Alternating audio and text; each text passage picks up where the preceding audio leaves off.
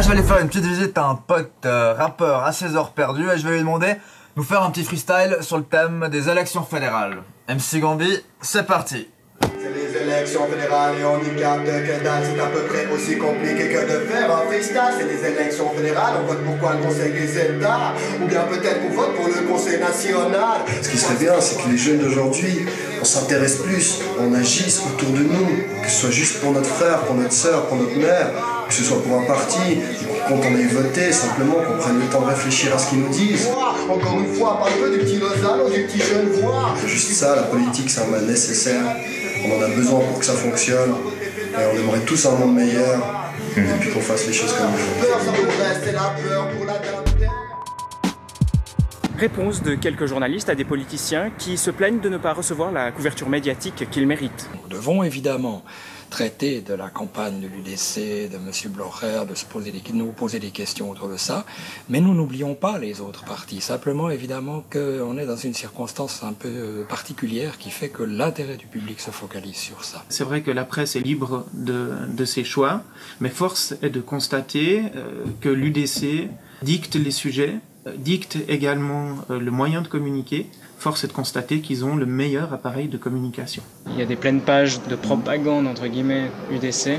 Il n'y aurait pas une petite ambiguïté là? Il n'y a pas en Suisse de limitation à la publicité, à l'engagement financier des partis dans une campagne électorale. Et d'ailleurs, c'est pas transparent du tout. On a énormément de difficultés à savoir qui finance quoi, et même combien est investi dans une campagne politique.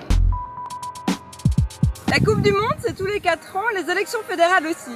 Nos candidats vont mouiller le maillot à l'approche du grand match électoral du 21 octobre. Petite théorie d'avant-match avec M. Christian Constantin.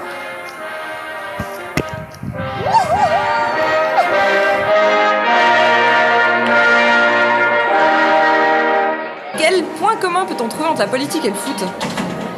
Peut-être quelqu'un qui veut être élu, qui doit se battre tous les jours pour séduire le peuple. Comme nous aussi, des fois, on va essayer de bien jouer pour perdre aux supporters.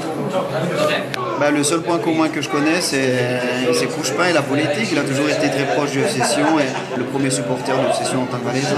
Il donne le maximum et que ça se passe bien pour les Suisses après.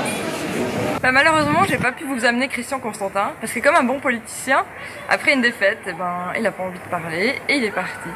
Mais bon, je me suis rattrapée sur les joueurs dans les vestiaires et c'était pas trop mal non plus.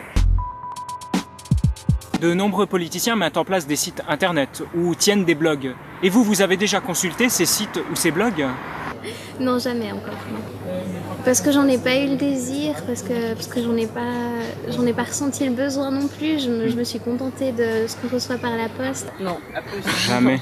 Non, pas du tout. De toute façon, il va se mettre en avant sur son site et ce sera pas très objectif. Parce qu'il y a de l'information écrite autrement, que ce soit les journaux ou bien les dépliants des partis, puis j'ai jamais eu besoin d'aller voir ça. J'ai pas vraiment entendu dire qu'ils faisaient des blogs ou des trucs comme ça, mais si je regarde la politique sur internet, je suis jamais allée consulter les blogs parce que bon, j'étais pas au courant. Alors les politiciens, vous allez faire comment pour que vos blogs et vos sites intéressent les jeunes?